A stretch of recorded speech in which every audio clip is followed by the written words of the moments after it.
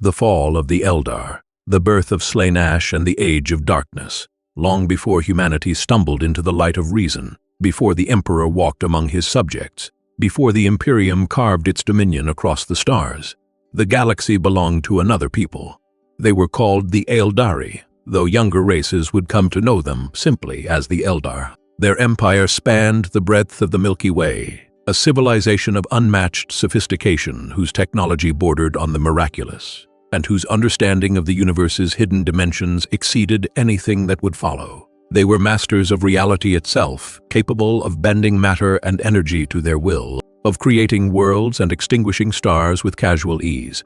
For millions of years they stood unchallenged, an empire that knew no equal, feared no threat, and believed themselves beyond the reach of consequence. Yet this supremacy, this absolute dominion over the material realm, would become the seed of their destruction. The Eldar would fall not to external conquest, but to the darkness within their own souls.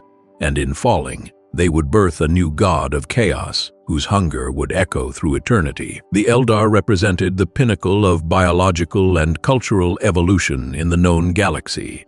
Every individual among them possessed lifespans that stretched across millennia, minds that processed information with speeds incomprehensible to lesser species, and senses refined to perceive reality in dimensions beyond simple sight or sound. They could see the subtle interplay of cause and effect, detect emotional resonance across vast distances, and manipulate the fundamental forces of existence through thought alone. Their civilization had existed in relative peace for so long that conflict itself had become an abstract concept, something studied in ancient histories, but no longer relevant to their daily existence.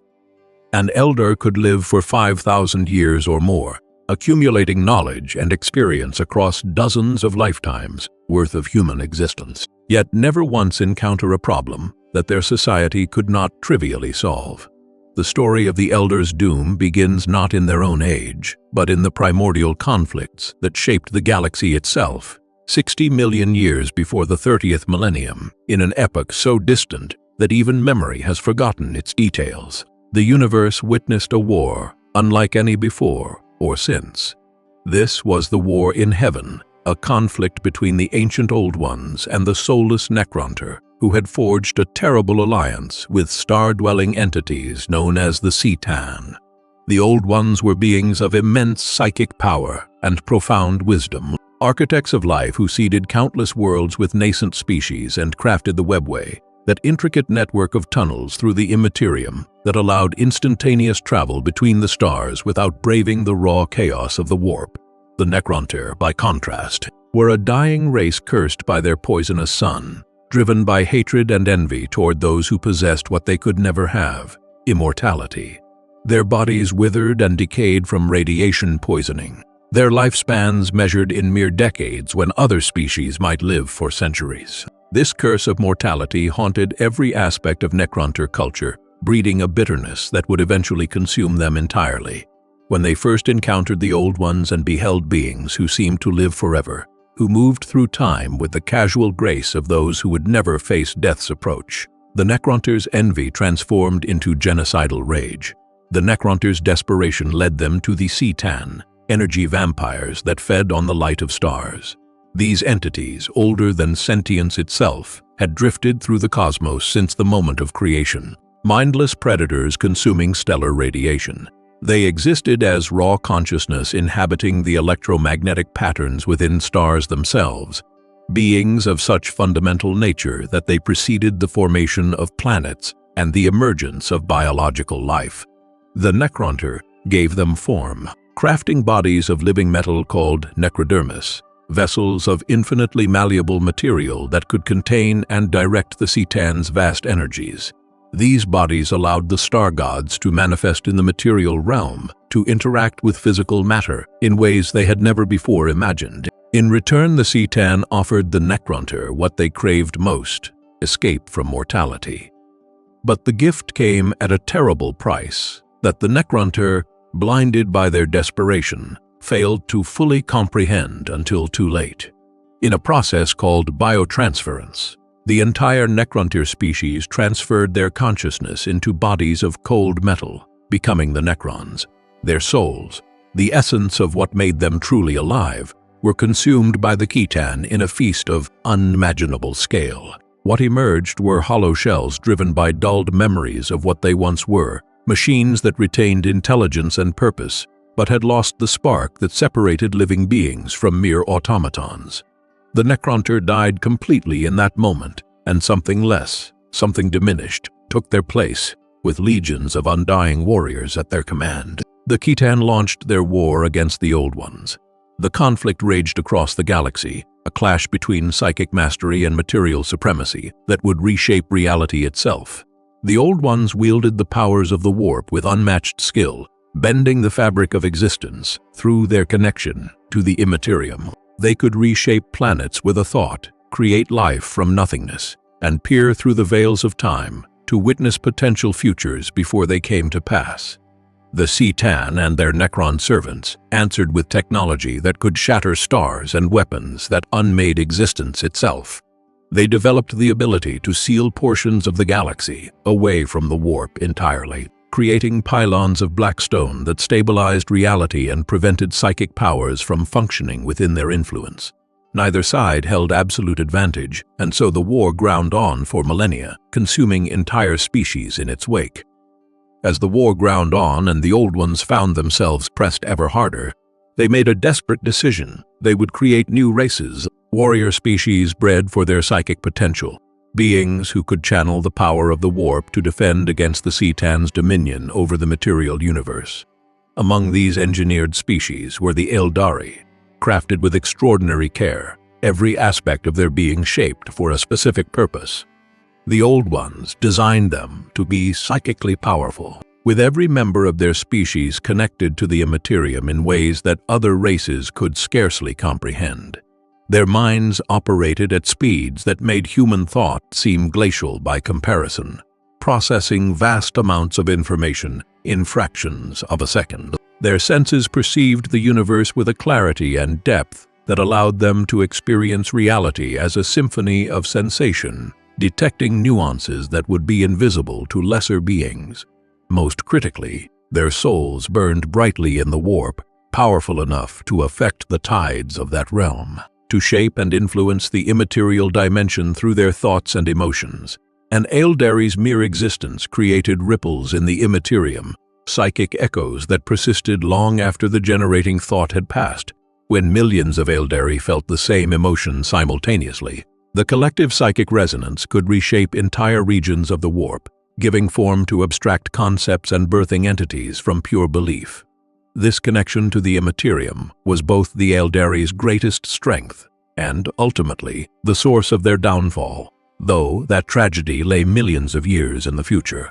The Aeldari served their purpose admirably.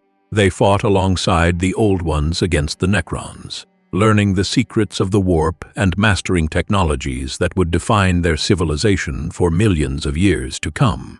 The Old Ones taught them to manipulate the webway, showing them how to traverse its labyrinthian passages and expand its reach across the galaxy. They learned to create weapons from psychically reactive materials, to bind their thoughts into physical form, to craft wraithbone through the marriage of warp energy and matter.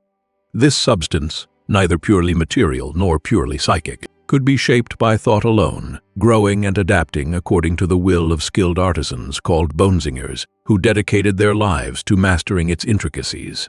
The Aeldari became the Old Ones' most successful creation, surpassing even the brutal Quark, those green-skinned warriors who would one day devolve into the Orcs. Where the Quark excelled at destruction and the other engineered races served specific tactical purposes, the Aeldari demonstrated versatility and adaptability. They could match any foe in combat when necessary, but they also possessed the capacity for art, philosophy, and scientific inquiry that elevated them above mere weapons.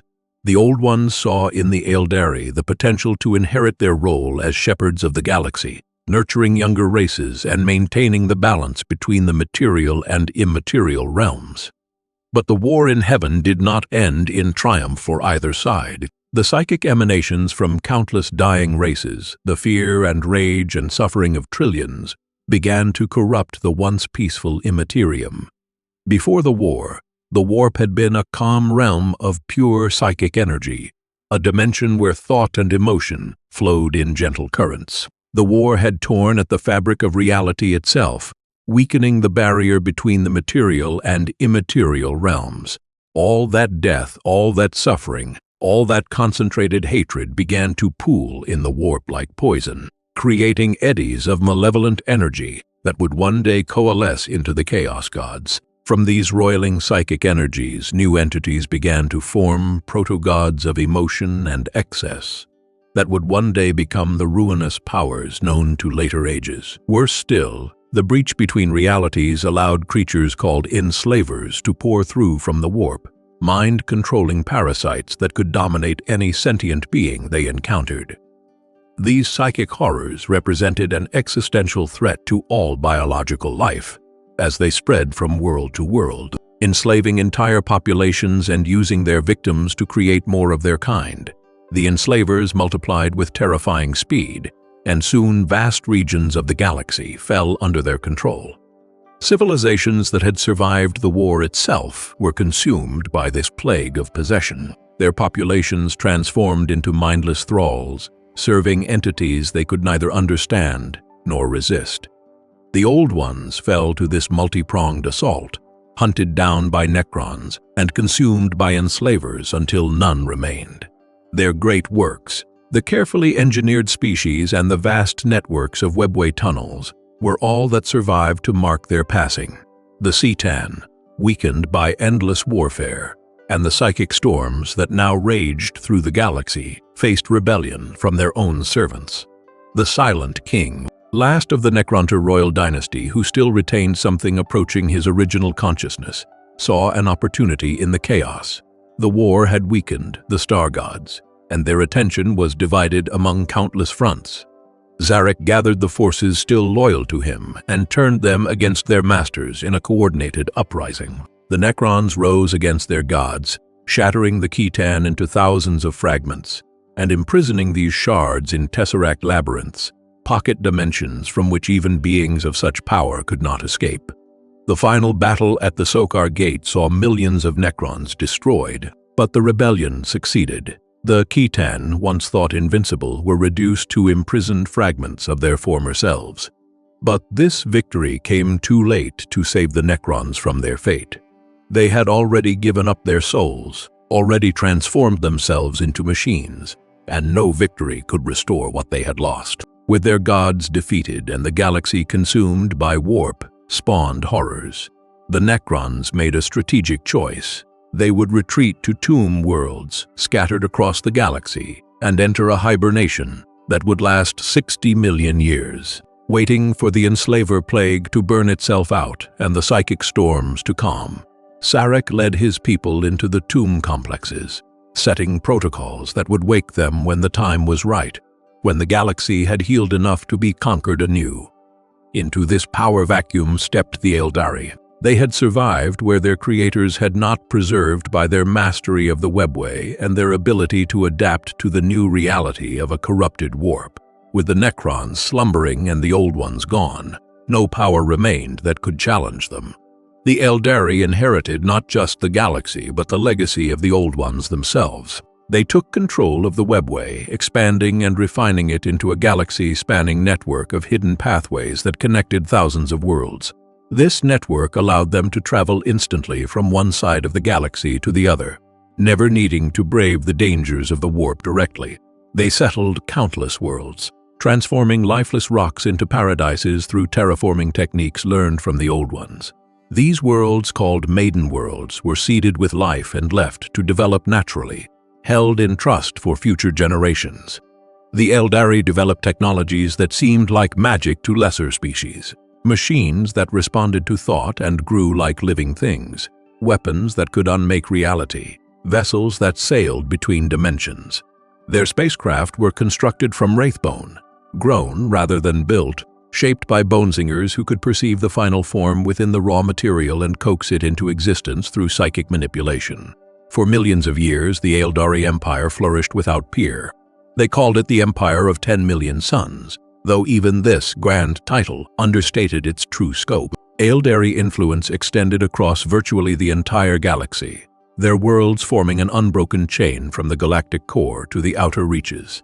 The heart of their empire lay in what would later become the Segmentum Obscurus, a region dense with habitable worlds where the Aeldari population reached into the trillions. These core worlds represented the apex of their civilization, where technology and art reached heights that would never again be matched. Other species existed, of course. The orcs, descended from the Old One's Cork warriors, waged their eternal wars in scattered corners of the galaxy. Various other races rose and fell, carving out small domains at the fringes of civilized space. The Jokaharo, another Old One's creation, pursued their own inscrutable purposes, but none posed any real threat to Aeldari supremacy. The Eldar viewed these lesser races with a mixture of contempt and indifference, as one might regard animals or insects, occasionally interesting, sometimes troublesome, but fundamentally beneath serious consideration. They would no more concern themselves with human opinions than a human would seek counsel from cattle. This vast empire was characterized by achievements that would remain unmatched in subsequent ages. Aeldari architecture combined functionality with beauty in ways that later civilizations could scarcely imagine. Structures that seemed to grow organically from living wraithbone, buildings that existed partially in both the material universe and the webway simultaneously. Their cities were works of art in themselves, every structure contributing to an aesthetic whole that pleased the eye and stirred the soul. Towers spiraled toward the sky in impossible geometries, their forms following mathematical principles so advanced that lesser species perceived them as organic growths rather than deliberate construction. Their art encompassed every possible medium, from sculpture and painting to performances that could last centuries, each work imbued with psychic resonance that allowed viewers to experience the emotions and intentions of the artist directly. An Aeldari painting was not merely an image, but a portal into the artist's emotional state, allowing observers to feel what the creator felt at the moment of its making. A performance could convey complex philosophical concepts through pure sensation, bypassing intellectual understanding entirely and communicating directly soul to soul. Their music resonated in dimensions beyond simple sound, creating harmonies that affected the listener's psychic presence as much as their physical hearing. Their technology had advanced so far beyond mere mechanism that the boundary between tool and living thing became meaningless. Spirit, drones, and psychomatons handled menial labor, machines inhabited by captured fragments of psychic energy that gave them a semblance of consciousness. These constructs could anticipate their master's needs, adapting their behavior based on subtle psychic cues that the Aeldari transmitted unconsciously. A properly attuned servant drone might prepare food before its master realized they were hungry, or retrieve an object before being asked, its limited awareness synchronized with the Aeldari household's collective psychic presence. Every Aeldari possessed psychic abilities from birth, their connection to the immaterium as natural as breathing. These powers varied in strength and application, but even the weakest Aeldari could sense emotions and communicate telepathically with their kin. The more powerful among them could shape reality itself, manifesting their thoughts into the physical realm, healing mortal wounds with a touch, or seeing through the currents of fate to glimpse possible futures. The greatest seers, the Farseers, could perceive the threads of destiny that connected all events, following cause and effect through the labyrinth of possibility, to identify the single action in the present that would achieve a desired outcome centuries. Hence, death itself held no permanent terror for the Aeldari of this age. When their bodies failed, worn out after thousands of years of existence, their souls would dissolve into the warp, spending time among their gods in the immaterium before being reborn into new forms. The cycle continued endlessly, each Aeldari living many lifetimes, accumulating wisdom and experience across countless incarnations. An artist might spend one life mastering sculpture, the next perfecting music, and a third exploring the boundaries of performance art, each existence building upon the knowledge of those that came before. This near immortality freed the Aeldari from many concerns that plagued lesser species. They need not rush to accomplish their goals, for time stretched endlessly before them. The Aeldari pantheon of gods was as varied as the species itself. At their head stood Ashurian, the Phoenix King, eldest and mightiest of the divine beings associated with fire and light, the father of the Aeldari race and the ultimate arbiter of divine law. His brother Mensha Kain embodied war and murder, the bloody-handed god whose rage was both feared and revered. Kain represented the Aeldari capacity for violence, the dark mirror to their sophisticated culture, a reminder that even the most refined species retained the capacity for savagery when threatened. Isha, the Great Mother, represented fertility, healing, and life itself, the nurturing counterpoint to Cain's destruction. Her consort Kurnus ruled over the hunt and desire, embodying the Aeldari drive to pursue goals and achieve excellence. Together, Isha and Kurnus were considered the parents of the Aeldari race, the divine progenitors from whom all Aeldari descended. Vol the smith crafted wonders in his divine forge, creating weapons and tools for gods and mortals alike. His works represented the pinnacle of artifice, objects so perfectly crafted that they blurred the line between tool and artwork. Segorok, the laughing god, represented creativity, deception, and the soul of the Aeldari people. He was the trickster, the god who found joy in complexity and took pleasure in confounding expectations.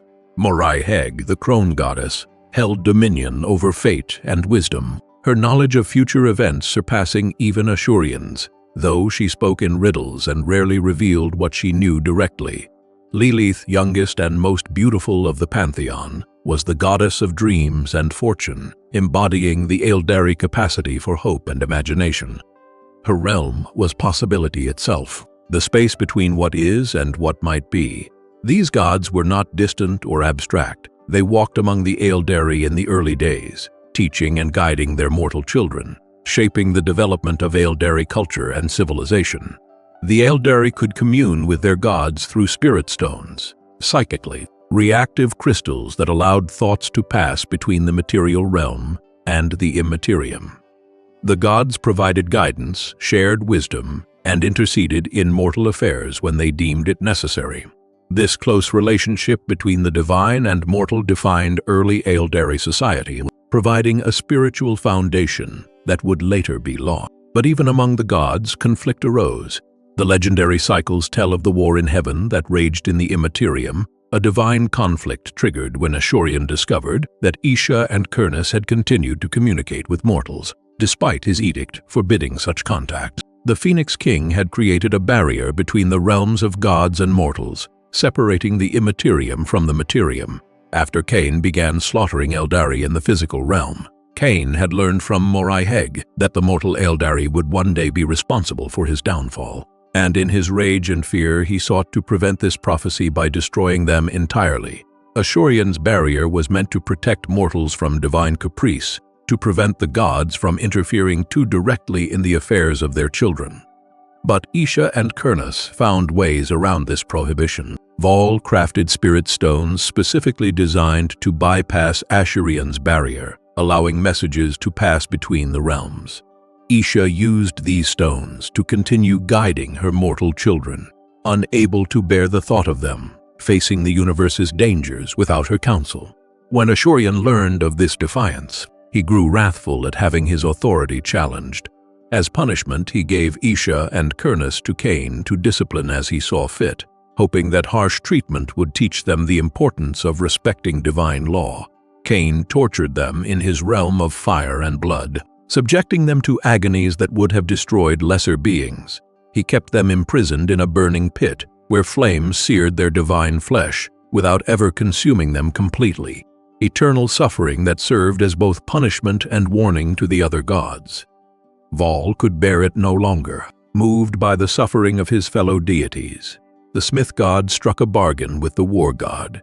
He would forge 100 enchanted swords, the blades of Vol, in exchange for the release of Isha and Kurnus. Cain agreed, setting a deadline of 1 year, a period that seemed generous but was calculated to be nearly impossible given the magnitude of the task. Vol labored day and night at his forge, pouring all his skill into the creation of these divine weapons. Each blade required individual attention, careful crafting to ensure it met Cain's exacting standards. The smith god worked without rest, his focus narrowing to this single task. But when the deadline arrived, the last sword remained unfinished on his anvil. Desperate to fulfill his promise and free his kin, Vol substituted a mortal crafted blade among the divine ones, hoping Cain would not notice the deception in his eagerness to receive the weapons. The deception worked long enough for Isha and Kurnus to go free, released from their prison as Cain examined his new arsenal. But the war god eventually discovered the trick when the mortal blade shattered during use, revealing itself as inferior to its divine companions. His rage knew no bounds. Cain had been deceived, made a fool before the other gods, and such an insult demanded retribution beyond mere punishment. The war god declared war on Vol, and the Immaterium erupted into conflict as the pantheon chose sides. Some gods supported Cain, believing that Vol's deception justified any response. Others stood with the smith god, arguing that desperation rather than malice had driven his actions. Vol completed the final sword, the one he had failed to finish before the deadline. He named it Anaris, the Dawnlight, and it proved to be the greatest blade ever forged, surpassing even the other 99 in beauty and power. Its edge could cut through any substance, divine or mortal. Its balance was so perfect that even an untrained hand could wield it with expert skill. Anaris shone with its own internal light, a radiance that represented the smith god's mastery at its absolute pinnacle.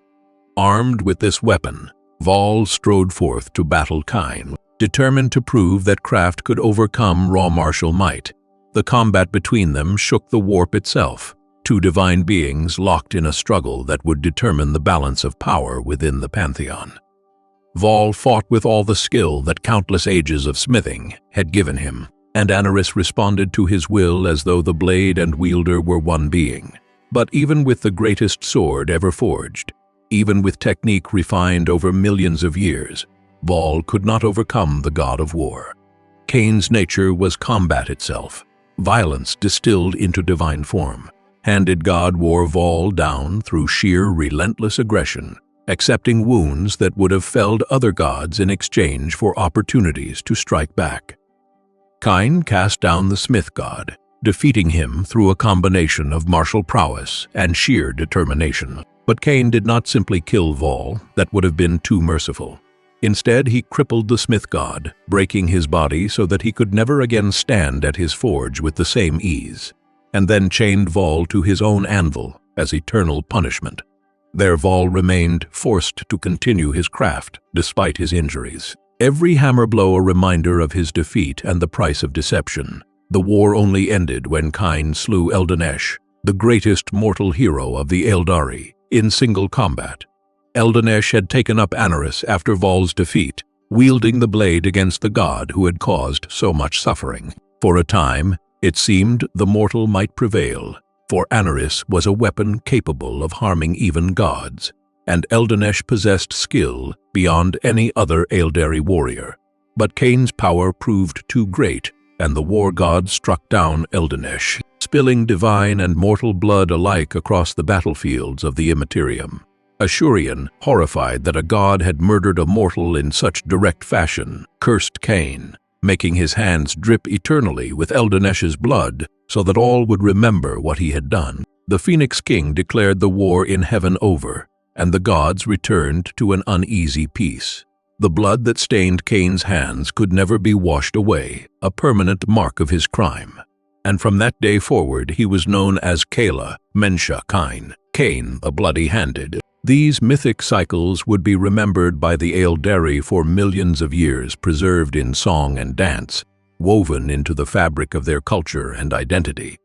As the ages passed and the Aeldari Empire reached its zenith, something fundamental began to shift in the character of the species.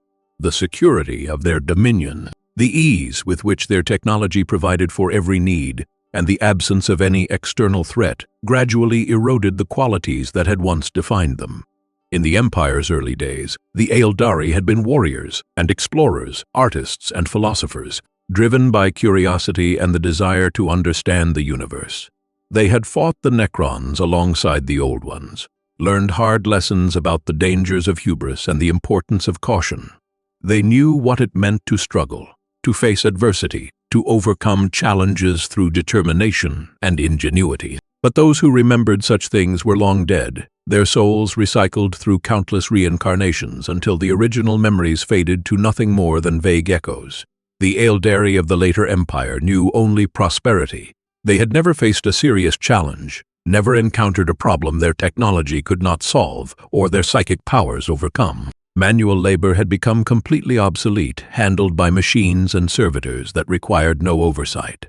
An individual Aeldari could live for thousands of years without ever needing to work, to struggle, or to face genuine adversity beyond the challenges they chose for themselves in pursuit of personal refinement. In such an environment, the focus inevitably turned inward, with no external goals to pursue, with every material need effortlessly met. The Aeldari began to explore the boundaries of experience itself. They sought to refine their appreciation of art, to understand emotion in ever greater depth, to push the limits of sensation and feeling. This pursuit was not inherently destructive. It began as a natural extension of the Aeldari drive toward perfection that had always characterized their species. Initially, it manifested as heightened aesthetic appreciation, the creation of ever more elaborate works of art and performance. Aeldari composers crafted symphonies that could last for decades, each movement designed to evoke specific emotional responses in the listener, building toward crescendos of feeling that took years to properly appreciate. Sculptors created works that existed in multiple dimensions, simultaneously, pieces that could only be fully appreciated by observers who viewed them from both the material realm and the webway at once. These sculptures changed based on the viewer's perspective, revealing different aspects of themselves depending on which dimension the observer primarily inhabited. Poets wove verses that resonated in the warp itself, their words becoming brief, localized reality alterations that made listeners experience the emotions described rather than simply understanding them intellectually. Painters developed techniques that imbued their works with psychic signatures, allowing viewers to feel the artist's emotional state at the moment of creation. A painting of a landscape was not merely a visual representation, but a complete sensory and emotional experience, conveying not just what the artist saw, but what they felt about what they saw. Architects designed buildings that responded to the inhabitants' moods, shifting their configurations to match the emotional requirements of those within. A structure might open up to let in light when its occupants felt joyful, or contract into cozy intimacy when they sought comfort. But the Aeldari mind was not designed for such focused introspection without external challenges to balance it. The Old Ones had created them to experience everything more intensely than other species. An adaptation meant to make them more effective warriors and more capable of channeling psychic power. An Aeldari's joy was more euphoric than anything a human could experience, their sadness more profound, their anger more consuming. This emotional intensity had served them well as warriors and creators, driving them to excel in whatever they pursued, pushing them to achieve heights that other species could not match. Without external challenges to channel these powerful emotions, however, the intensity became a trap rather than a gift. The more the Aeldari explored sensation, the more they craved. What had begun as appreciation for beauty gradually transformed into an insatiable hunger for experience itself, a need for ever stronger stimulation to achieve the same level of satisfaction. Artists found that the techniques that once moved audiences to tears now barely elicited interest. They had to push further, create more intensely, evoke stronger responses to achieve the recognition they sought. Around the 25th millennium by the Terran calendar, a new phenomenon began to appear across the Aeldari Empire, the pleasure cults. These organizations started innocuously enough, groups dedicated to the systematic exploration of particular sensations or experiences. One cult might focus on the appreciation of fine cuisine, seeking out ever more exotic ingredients and preparation methods, attempting to catalog every possible flavor combination and texture contrast. Members would spend decades pursuing the perfect meal, sourcing rare ingredients from across the galaxy, employing the finest chefs, creating dishes that stimulated every sense simultaneously. Another cult might dedicate itself to the study of emotional resonance in music, attempting to catalog and understand every possible feeling that sound could evoke. They conducted experiments, manipulating harmonies and rhythms to induce specific emotional states, measuring the psychic resonance created by different combinations of notes. A third might explore the boundaries of physical sensation, studying pain and pleasure as phenomena worthy of scientific inquiry, examining how different types of stimulation affected the Aeldari nervous system and psychic presence. At first, Aeldari society regarded these cults with bemused tolerance. They seemed merely eccentric, an extreme expression of the species' natural curiosity and desire for perfection. The pursuit of experience had always been valued in Aeldari culture. These cults simply took that pursuit to its logical conclusion. Many Aeldari joined cults temporarily, spending a few decades or centuries exploring a particular aspect of experience before moving on to other pursuits. The cults were seen as harmless outlets for the Aeldari drive toward mastery, no different from any other specialized field of study. But the cults grew more ambitious and their pursuits more extreme with each passing century. The culinary enthusiasts began seeking ingredients from increasingly dangerous sources, caring less about the ethics of acquisition and more about the novelty of the experience. They started experimenting with substances that altered perception, compounds that made flavors more intense or induced synesthetic responses where taste created visual hallucinations. Some began consuming parts of living creatures, valuing the psychic resonance of suffering as an additional layer of sensation to appreciate. The emotional researchers started manipulating their subjects, intentionally inducing extreme states to study the results. They would expose Aeldari volunteers to scenarios designed to evoke specific feelings, then measure the psychic emanations created. But controlled experiments gave way to more direct approaches. Why carefully craft scenarios when you could simply torture someone and observe their despair directly? Those exploring physical sensation moved from careful experimentation to deliberate infliction of suffering, first on themselves as a form of extreme self-discipline, seeking enlightenment through the endurance of pain, then on others when self-inflicted suffering no longer provided sufficient intensity. The pleasure cults proliferated with alarming speed during the 26th through 30th millennia. Aeldari joined them in growing numbers, drawn by the promise of experiences beyond anything conventional society offered. What had begun as small, specialized groups expanded into mass movements that dominated entire worlds. The cults began to dominate Aeldari culture, their influence spreading through every level of society from the highest aristocrats to the common citizens.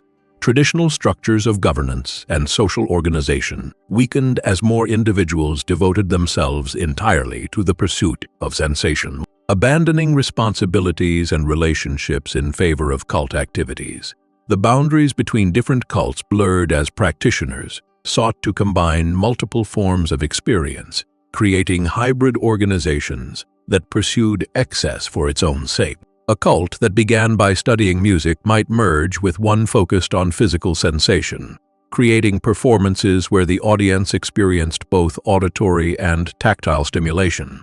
Simultaneously, concerts where the music was accompanied by systematic torture of participants who had volunteered to become instruments themselves, their screams of agony incorporated into the composition.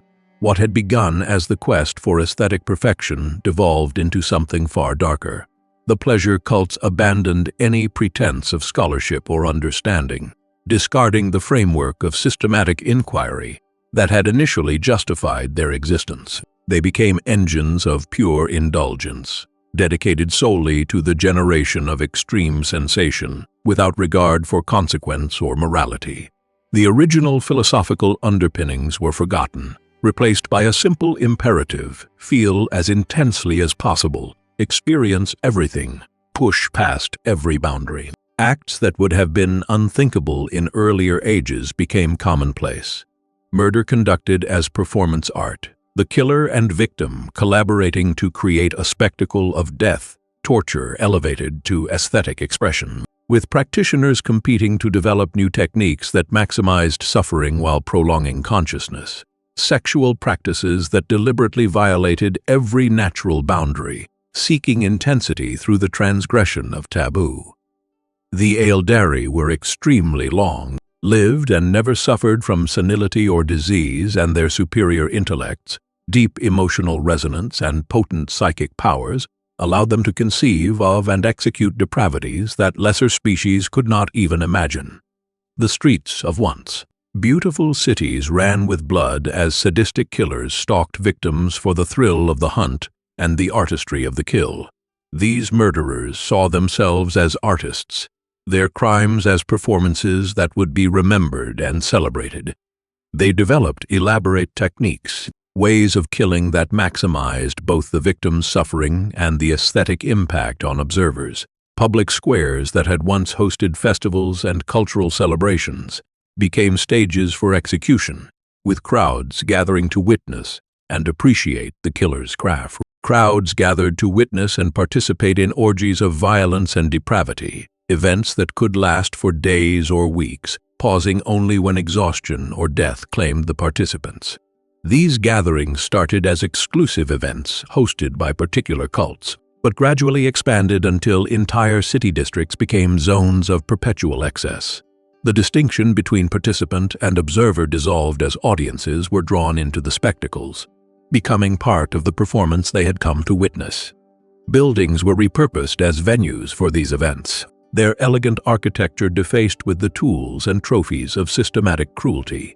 The ancient pantheon of Aeldari gods, once the center of spiritual life, was gradually abandoned in favor of personal deification. The traditional temple complexes fell into disuse as the Aeldari ceased making offerings and prayers to their ancestral gods.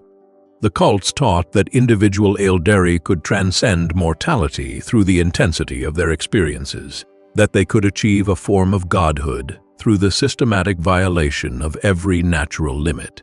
This promise, that transcendence could be achieved through excess rather than virtue, proved intoxicating to a species that had long ago mastered every conventional challenge. The cult philosophy held that the gods themselves had achieved divinity through perfect expression of particular aspects of existence, and that mortals could follow the same path. If Cain had become a god through the perfect embodiment of violence, then an Aeldari who experienced violence intensely enough might achieve the same status. If Isha represented life and fertility through her divine nature, then an Aeldari who explored every aspect of physical experience might transcend into similar divinity. The fundamental error in this reasoning, that the gods were not merely intensified mortals, but fundamentally different types of beings, was overlooked in the intoxication of promised transcendence. Yet not all Aeldari succumbed to this cultural decay. Some among them recognized the path their civilization had taken and understood, with growing horror, where it must inevitably lead. These were primarily the seers, those whose gifts of foresight allowed them to perceive the currents of fate more clearly than others.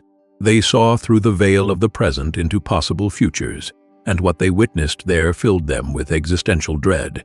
The pleasure cults were not simply destroying Aeldari civilization through moral decay. They were creating something in the warp, feeding a nascent entity with their combined psychic emanations. Every Aeldari was connected to the immaterium, their thoughts and emotions, creating ripples in that realm. For millions of years, this had posed no significant danger, because the Aeldari pantheon had maintained a sort of balance in the warp. The gods born from collective Aeldari belief absorbed and channeled the psychic energy generated by their worshippers, preventing it from coalescing into uncontrolled formations. The psychic presence of billions of Aeldari shaped the warp around their worlds into patterns that reflected their civilization at its best, creative, ordered, purposeful. But as the pleasure cults spread and the nature of Aeldari society transformed, so too did their reflection in the warp. The dark emotions generated by the cults, the psychic resonance of torture and murder, and every conceivable form of excess began to coalesce into a new pattern. A vortex of perverted energy formed in the immaterium, centered on the Aeldari core worlds where the cults were strongest. This vortex grew slowly at first, fed by the emotional emanations of millions. Then billions of Aeldari lost in their pursuit of sensation. It developed structure, acquiring complexity as more psychic energy fed into it, taking on a form that reflected the nature of the experiences that created it. By the 30th millennium, this gestating entity had become powerful enough to influence the minds of the Aeldari themselves, creating a feedback loop that accelerated the Empire's descent. The influence was subtle at first, manifesting as intrusive thoughts and disturbing dreams. Aeldari who had resisted the cults found themselves plagued by visions of acts they would never willingly commit, images that horrified them but also disturbingly fascinated them. The cultists experienced these psychic intrusions as divine inspiration, confirmation that they walked the correct path, messages from the divinity they believed they were creating. The entity in the warp was not yet conscious, not yet truly alive in any meaningful sense, but it possessed a kind of terrible proto-awareness, a hunger that sought to draw more psychic energy into itself. It began to actively manipulate events in the material realm, nudging Aeldari toward choices that would generate the emotional resonance it craved. A whisper in the mind might suggest a particular action, and the Aeldari, unable to distinguish between their own thoughts and the entity's influence, would act on that suggestion, generating exactly the type of experience the proto-god needed to grow stronger. The relationship between the Aeldari and this growing warp entity created an accelerating spiral of depravity. The cultists' actions fed the entity, and the entity's growing strength intensified the cultists' desires, pushing them toward ever greater extremes. What had taken centuries to develop now progressed in decades, then years. The few Aeldari who still retained their sanity could feel the weight of this psychic presence, bearing down on reality itself, a pressure that made the barrier between the material and immaterial realms feel tissue-thin. They understood that birth was imminent, that the thing gestating in the warp would soon achieve full consciousness, and they knew with the certainty that only true prescience can provide, that when this entity awoke, it would devour every Aeldari soul it could reach.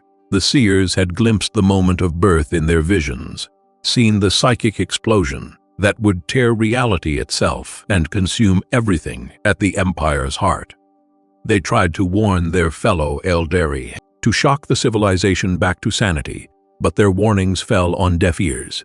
These enlightened few made preparations to survive the coming catastrophe, knowing that warning alone would not save their species. Some, calling themselves Exodites, departed the core worlds entirely. They traveled to the farthest reaches of the galaxy, to frontier planets far from the centers of population, worlds that would later be called maiden worlds. These Exodites deliberately abandoned much of their advanced technology, recognizing that the ease of technological life had contributed to their species' decay. They returned to simpler ways of life, becoming farmers and herders, living in harmony with the natural environments of their adopted homes. The Exodite philosophy held that the Aeldari had lost their way by becoming too divorced from nature, too dependent on technology that removed them from the consequences of their actions. By returning to manual labor, by working the soil and tending animals, they hoped to reconnect with fundamental truths about existence that high technology had obscured.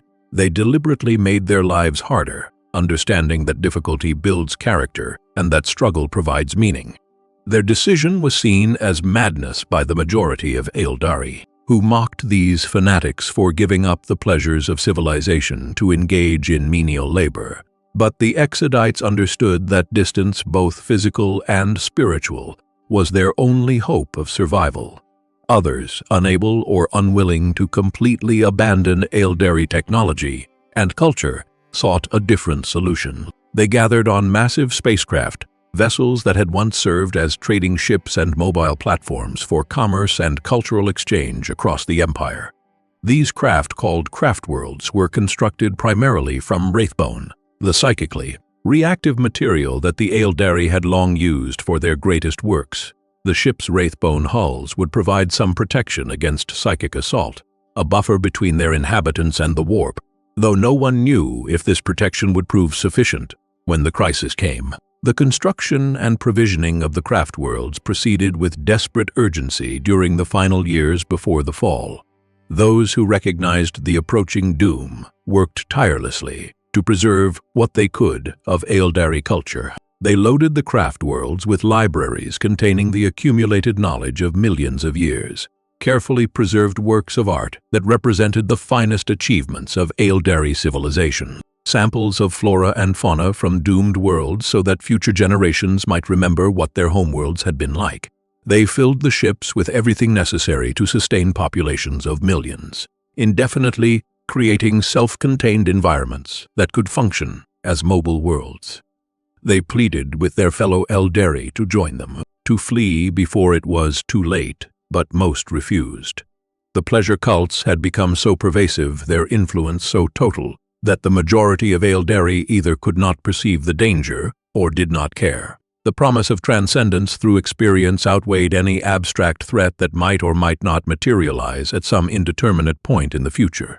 The cult leaders dismissed the seer's warnings as the fearful ranting of those too weak to embrace the path to divinity.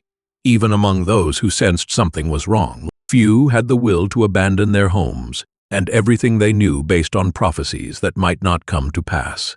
As the craft worlds departed, accelerating away from the core worlds and the heart of the empire, they left behind a civilization in its final throes. The pleasure cults had reached an apex of depravity beyond description. Beyond what words can adequately convey, social order had collapsed entirely, with no remaining institutions capable of imposing any restraint on individual behavior. Brother fought brother in the streets, not from anger or conflict but for the sensation of combat, the thrill of violence elevated to aesthetic experience. Parents murdered their own children as offerings to their personal quests for sensation, believing that by transgressing the most fundamental taboo they could achieve deeper understanding of experience itself. The most elaborate and depraved acts imaginable were performed with an artistry and dedication that earlier ages had reserved for the creation of beauty. What had once been used to craft masterpieces was now applied to the systematic exploration of suffering. The Aeldari homeworlds had transformed into zones of pure chaos, reality itself becoming unstable under the psychic pressure of so much concentrated madness. The barrier between the material and immaterial realms had worn dangerously thin, with warp phenomena manifesting spontaneously in physical space as the entity gestating in the immaterium pressed ever harder against the boundaries of reality. In the webway, particularly within the ancient mercantile city of Kamarov, another group of Aeldari found an alternative path to survival. Kamarov had been established millions of years earlier as a hub for interdimensional trade, a city that existed between realities, anchored neither fully in the materium nor the immaterium. Its position in the webway provided natural insulation from the warp's direct influence, a buffer created by the dimensional framework itself. The pleasure cults had taken root in Kamarov as they had everywhere else, and the city's inhabitants pursued excess with the same fervor as their cousins in the material realm. But Kamarov's unique location would protect its inhabitants from the psychic catastrophe to come. The city existed in a pocket dimension, accessible only through webway portals, separated from both real space and the warp by the interdimensional tunnels that connected it to the wider galaxy. When the entity in the warp achieved consciousness and unleashed its birth scream, that psychic shockwave would not reach Kamarov. Absorbed and diffused by the webway's complex structure, the Aeldari of Kamara, who would later be called the Drukhari or Dark Eldar, chose to remain in the webway, continuing their pursuit of excess even as they recognized the danger it represented. The seers who had foreseen the catastrophe watched the approaching doom with helpless horror during those final years. They could perceive the entity in the warp growing ever larger, ever more complex, drawing toward the moment of awakening with inexorable momentum. They saw the threads of fate converging on a single point, countless possible futures collapsing into a singular inevitability. Some among them made final attempts to warn their people, staging dramatic demonstrations or using their powers to force visions of the coming catastrophe into unwilling minds. These warnings fell on deaf ears. The cultists had progressed beyond reason, beyond fear. They welcomed the coming transformation, believing it would herald their transcendence, the birth of a god they had created through their devotion to experience. In the final years before the fall, the psychic pressure became almost unbearable for those still sensitive to such things. Aeldari, who retained some measure of sanity, reported experiencing terrible visions, nightmares that bled through from the warp into waking consciousness. They saw a figure of impossible beauty and horror, simultaneously male and female, embodying every extreme of sensation and emotion. This entity reached out to them across the barrier between realities, its hunger palpable even in these preliminary contacts. Those who lacked the mental discipline to resist these visions often succumbed to madness, either joining the cults they had previously opposed or simply losing their grip on reality entirely and degenerating into gibbering wretches. The warp around the Aeldari core worlds had become turbulent beyond anything previously recorded. Warp storms, areas where the barrier between realities grew thin enough for the immaterium to bleed through into the materium, formed with increasing frequency. These storms made interstellar travel dangerous for the few ships that still attempted it, as vessels entering the warp found themselves caught in psychic hurricanes that could throw them across space and time or trap them in temporal loops from which there was no escape. The entire galaxy was affected. For thousands of years before the fall, warp storms had been growing in intensity and frequency, isolating human worlds during the period they would later call the Age of Strife. The entity in the warp had become the single dominant feature of the immaterium in the region around the Aeldari Empire. It dwarfed the other chaos gods that had coalesced during and after the war in heaven. Khorne, the blood god born from rage and warfare. Nurgle, the plague lord embodying decay and despair. Tzeentch, the architect of fate representing change and ambition. All these were ancient by the standards of the younger races, entities that had achieved consciousness during the brutal conflicts of earlier ages. But this new entity surpassed them in focused intensity, if not in raw power. It was a god born from a single species' concentrated devotion to a particular set of sensations and emotions.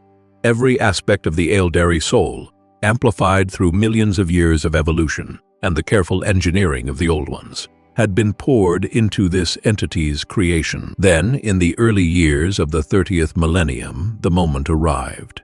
The exact date has been lost to history, lost in the temporal distortions that accompanied the event itself. Time flowed strangely during that period, with different regions of space experiencing duration at different rates. A single day might last weeks on one world, while years passed in moments on another. But those who witnessed it, those few who survived to record their testimony, described a moment of absolute horror that etched itself into the collective consciousness of every living being with even a modest connection to the warp. It began with a scream, though scream inadequately describes the psychic phenomenon that erupted from the immaterium. It was a sound, and more than sound. A resonance that propagated through every dimension simultaneously, felt as much as heard, perceived by senses that most species did not know they possessed. It was a birth cry that announced the arrival of a new god, the awakening of consciousness in an entity that had gestated for millennia, fed by the darkest impulses of the most psychically powerful species in the galaxy. The entity that had gestated in the warp for thousands of years suddenly achieved full consciousness, crossing the threshold from mindless hunger to terrible awareness in a single moment. In that instant, it acquired identity and purpose. It understood what it was, a god born from sensation itself, embodying pleasure and pain as twin aspects of the same drive toward excess. It understood what it wanted to consume, to experience, to feel with an intensity beyond anything that had come before.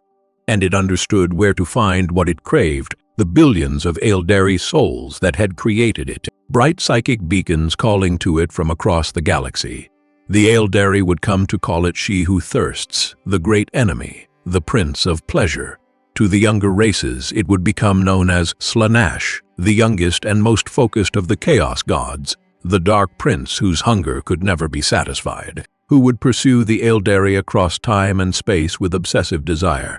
Slaanesh embodied excess in all its forms, the pursuit of perfection taken to its ultimate conclusion, the drive for sensation elevated beyond all reason. The birth scream of Slaanesh was a psychic shockwave of unimaginable magnitude.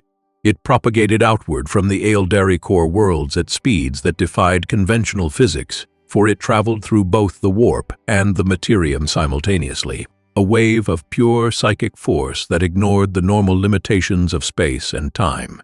Every Aeldari alive, no matter where in the galaxy they stood, felt that scream as a lance of agony driven through their souls. It was not physical pain, but something worse, a violation of the spirit itself, a touch that burned away the barriers between self and other, leaving the victims utterly exposed to Slaanesh's hunger. Those at the epicenter, on the homeworlds themselves, had no time to even process what was happening before they died.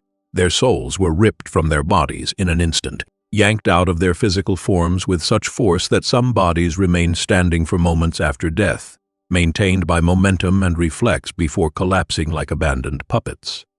The spirits were drawn screaming into the warp where Slaanesh consumed them, absorbing their psychic essence to fuel its own existence, devouring not just their energy but their memories, their experiences, their very identities. Billions died in the first heartbeat of Slaanesh's existence.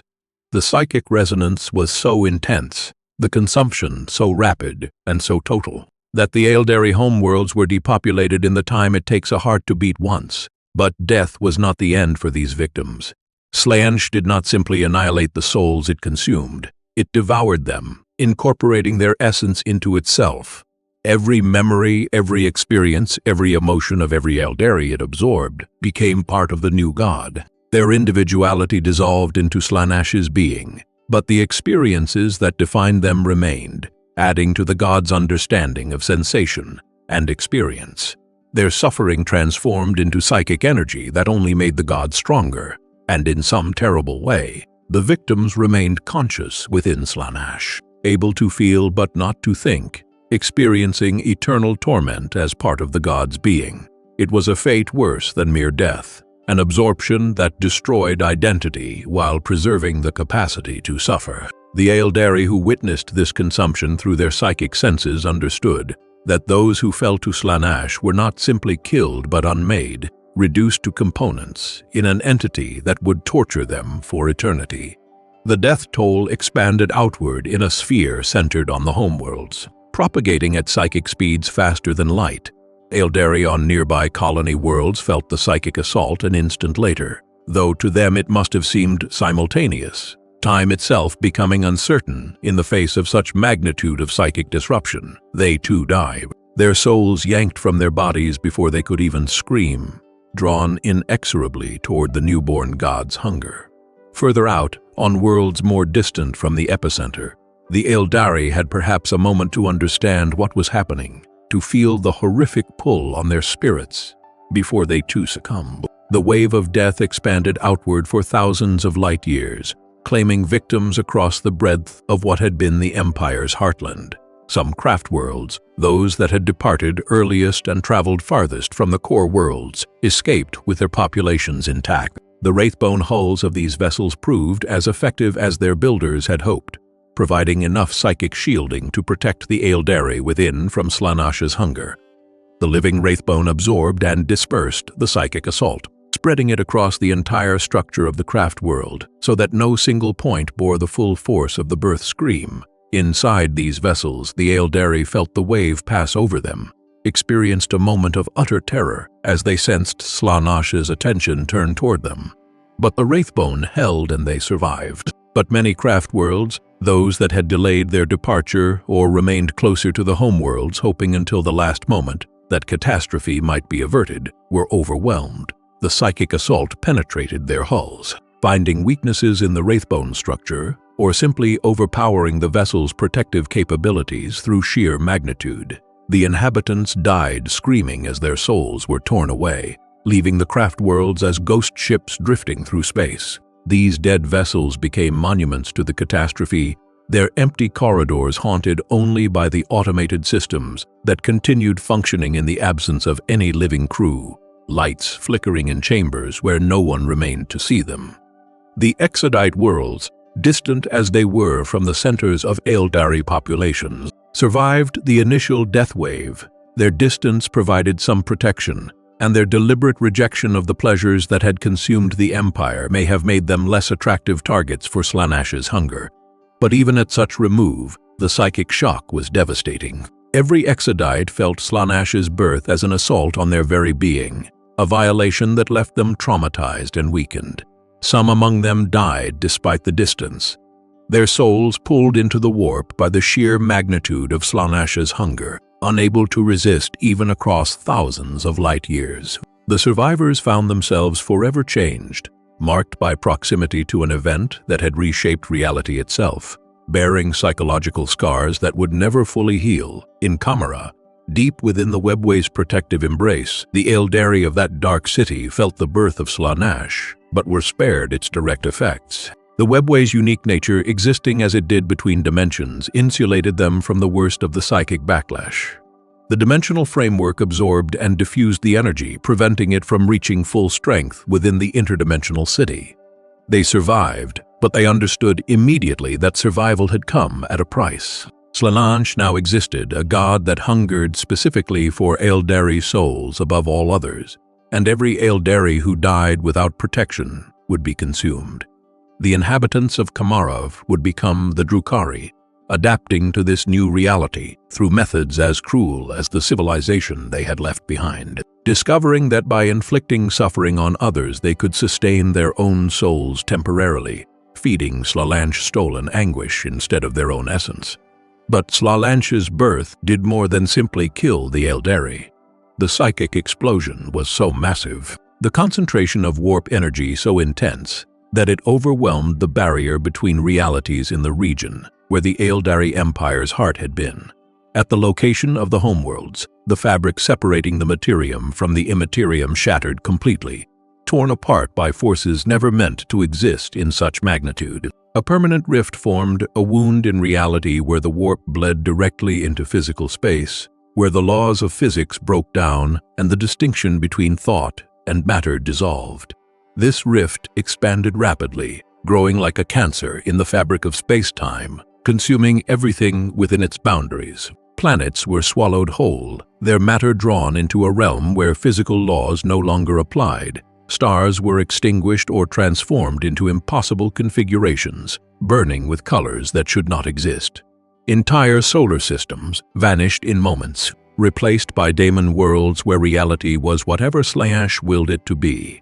The rift, which would later be called the Eye of Terror by the Imperium of Man, spanned approximately 20,000 light-years across when it finally stabilized.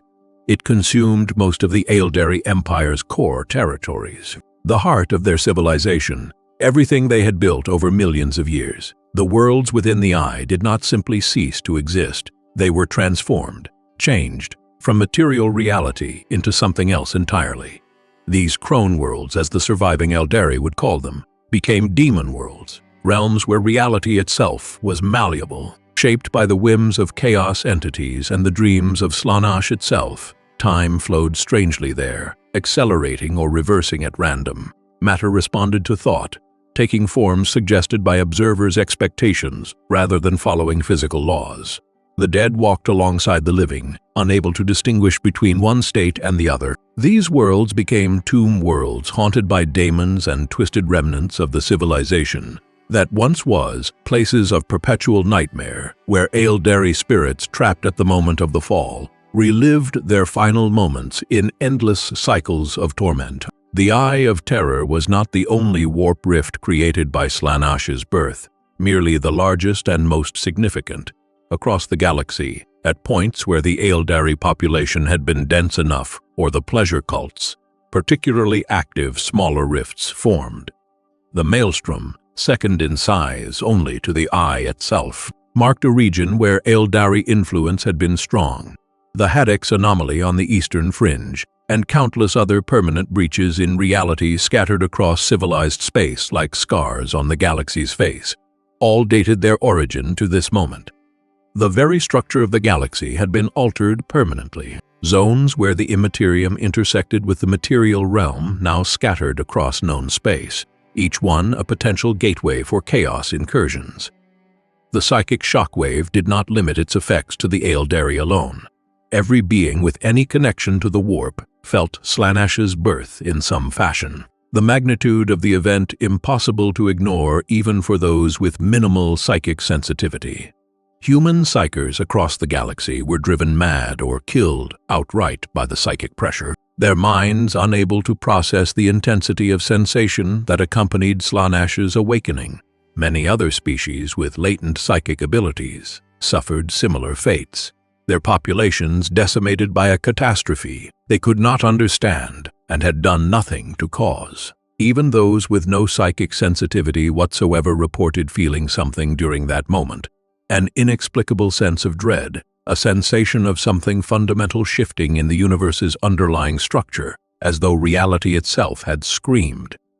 But perhaps the most profound effect, beyond even the death toll or the rift in reality, was what Slaanesh's birth meant for the immaterium itself. The entity that had been gestating in the warp achieved not just consciousness, but divinity in the truest sense. Slaanesh became a chaos god, the fourth of the great powers that would dominate the immaterium in the age to come, joining Khorne, Nurgle, and Tzeentch as one of the ruinous powers. Unlike the other chaos gods whose nature encompassed broad categories of emotion and experience, Slaanesh was highly focused. This was a god of sensation itself, of pleasure and pain, as twin aspects of the same drive toward excess. Slaanesh embodied perfection and hedonism, pride and desire, the endless quest for experience that recognized no limits and accepted no boundaries. Having achieved consciousness and gorged itself on billions of Aeldari souls, Slaanesh turned its attention to the Aeldari pantheon. The ancient gods, the divine beings who had walked among the Aeldari since their creation by the Old Ones, still existed in the warp. They had withdrawn from direct contact with mortals millions of years earlier, when a Saurian created the barrier between the immaterium and the materium, but they remained present in that realm, their psychic signatures maintained by the belief and reverence of their worshippers. To Slaanesh, fresh from birth and hungry for more, these gods represented concentrations of psychic energy too tempting to ignore. Slaanesh attacked them with the hunger of a newborn god and the power of an entity fueled by the souls of a galaxy-spanning civilization. The assault was not a battle in any conventional sense. It was a predation, a consumption, a hunt where the outcome was never in doubt because Slaanesh possessed advantages the Aeldari gods could not match. The Dark Prince was fresh, newly created and at the height of its power, while the Aeldari gods were ancient, sustained by belief that had weakened over millennia as the Aeldari turned away from traditional worship. One by one, the Aeldari gods were devoured. Lilith, youngest and most beautiful of the pantheon, the goddess of dreams and fortune, fell first. She was overwhelmed before she could mount any defense, her essence absorbed into Slaanesh's being almost casually, a god consumed in moments by something vastly more powerful. Ashurian, the Phoenix King himself, ruler of the pantheon and eldest of the gods, fought but could not prevail against this new power. Even he, mightiest of the Aeldari pantheon, could not resist Slaanesh's hunger.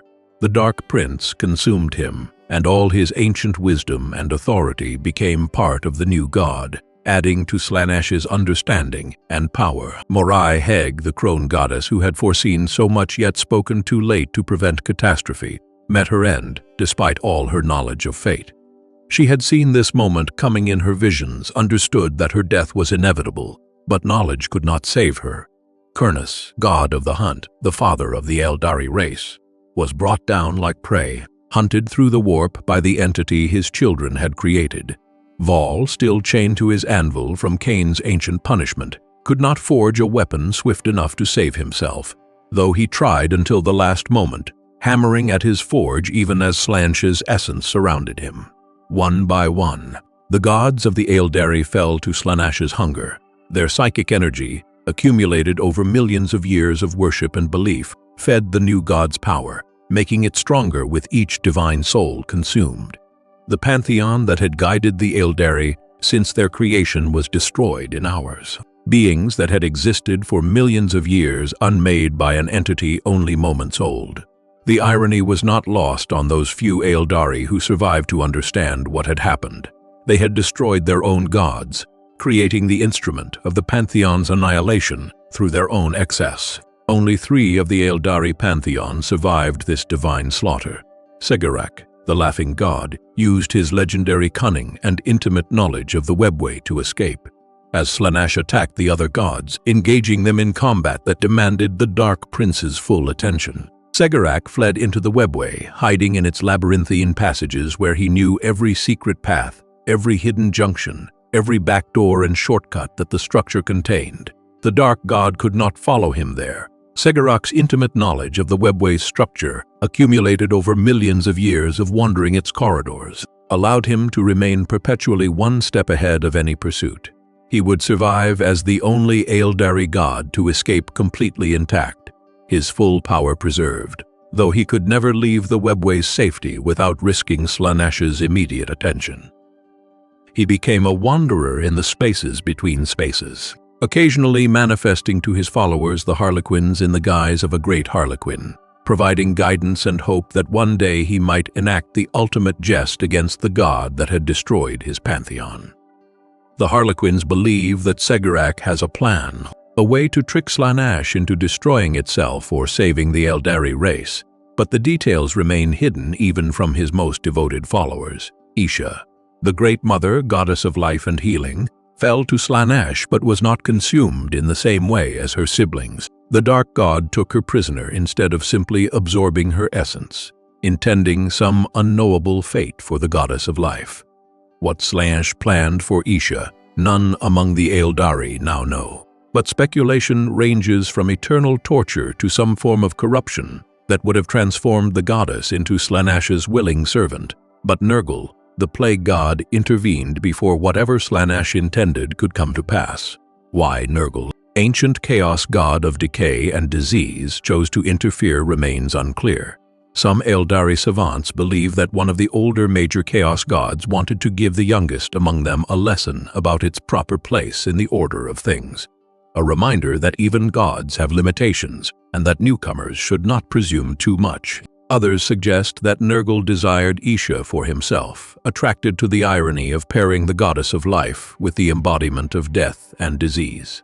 Whatever his motivation, Nurgle waged war against Slaanesh for possession of Isha, and the conflict between these two aspects of chaos raged through the Immaterium until Nurgle emerged victorious. The plague god took the Aeldari goddess back to his domain in the realm of chaos, the Garden of Nurgle, where he keeps her imprisoned still in a cage in the corner of his cauldron chamber.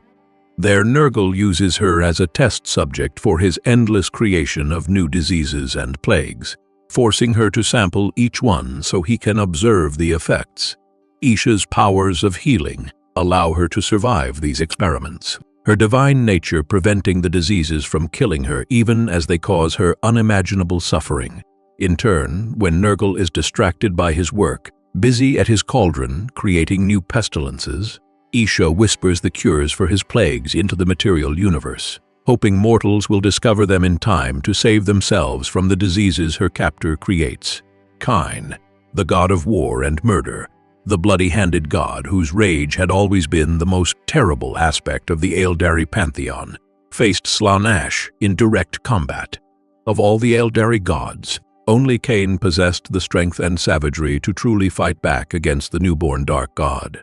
Where the others had been surprised or overwhelmed, Kain met Slaanesh with his full fury unleashed, determined to destroy this upstart entity that dared attack the pantheon. The battle between them shook the Immaterium, two divine beings locked in a struggle that would determine the fate of whatever remained of the Aeldari species. Kain fought with all the rage and skill that had made him second only to Ashurian in the old pantheon, wielding his power like a weapon honed over millions of years of divine warfare. His every blow carried the weight of accumulated violence, striking with force that could shatter lesser gods. But Slaanesh was too strong, too fresh from consuming countless souls. Empowered by the psychic energy of an entire civilization's death, the Dark Prince met Kain's fury with its own twisted passion, matching violence with excess. turning the battle itself into a form of pleasure to be savored. Even Cain's might proved insufficient in the end, when Slaanesh dealt what should have been a fatal blow.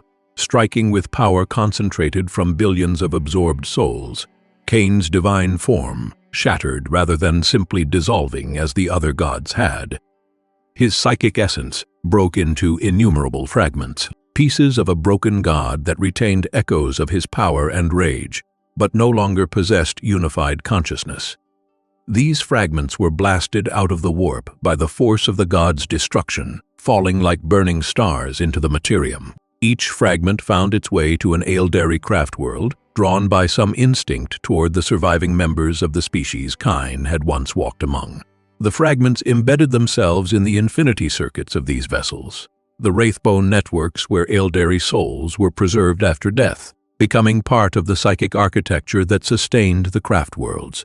There they remained, shards of a broken god, still containing echoes of Cain's power and rage, but no longer capable of independent action or thought. The Craftworld Aeldari would learn to awaken these fragments in times of desperate need, calling forth avatars of Cain to lead them in war, towering beings of molten metal wreathed in flames that embodied their broken god's essence, temporary manifestations of divine wrath that could turn the tide of battle before returning to dormancy.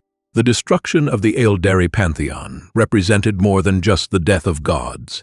It severed the Aeldari's connection to their divine heritage, their spiritual anchor that had defined their species for millions of years. The relationship between the Aeldari and their gods had provided context and meaning to their existence, a framework for understanding their place in the universe. The gods had guided them, taught them, provided examples of excellence to aspire toward. With the gods gone, consumed by an entity born from the Aeldari's own excesses, the survivors faced not just physical annihilation but spiritual desolation, the loss of everything that had made their species unique and purposeful. The immediate aftermath of Slaanesh's birth was a galaxy transformed in ways both obvious and subtle. The warp storms that had plagued interstellar travel for thousands of years suddenly dissipated, calming as though the roiling energies that had fed them had been absorbed elsewhere. For millennia before the fall, these storms had isolated human worlds and made travel between the stars nearly impossible, trapping civilizations in solitude and cutting off the colonies of humanity's first empire from each other. The birth of Slaanesh created a new equilibrium among the chaos powers. The four great gods of chaos now balanced each other's influence in a way that the three older gods alone had never achieved. This unexpected calm in the warp would have profound implications for the younger races, particularly humanity. On Terra, the being known only as the Emperor of Mankind had waited out the age of strife, watching as warp storms isolated human worlds and prevented any attempt at reunification. He had spent that time consolidating his power on Earth, unifying the techno-barbarian tribes under his rule. But the storms prevented him from extending his reach beyond the Sol system. With the storm's sudden dissipation following Slaanesh's birth, he saw his opportunity. The Emperor launched what would become known as the Great Crusade, sending the Space Marine legions he had created forth to reclaim the scattered worlds of humanity and unite them under the banner of the Imperium. The Aeldari, who had once dominated the galaxy without peer for millions of years, had inadvertently cleared the way for humanity's rise to power. Their fall created both the conditions that allowed human expansion and the power vacuum that made such expansion possible. The Imperium would inherit the stars in the aftermath of the Aeldari's fall, growing into a galaxy, spanning empire of its own, though one built on very different principles than the Aeldari Empire had been. Where the Aeldari had valued art and refinement, the Imperium would value military strength and religious devotion. Where the Aeldari had sought perfection in all things, the Imperium would settle for survival and control. For the Aeldari themselves, survival became the sole priority in the immediate aftermath of the fall. The species that had numbered in the trillions now counted its population in millions at best, a reduction in scale almost incomprehensible in its magnitude. They were scattered across the galaxy in isolated groups, each facing the terrible new reality that Slaanesh's existence created. Before the fall, When an Aeldari died, their soul would dissolve peacefully into the warp, spending time among the gods before eventually being reborn in a new body. The cycle had continued for millions of years, giving the Aeldari a form of immortality that other species could only envy.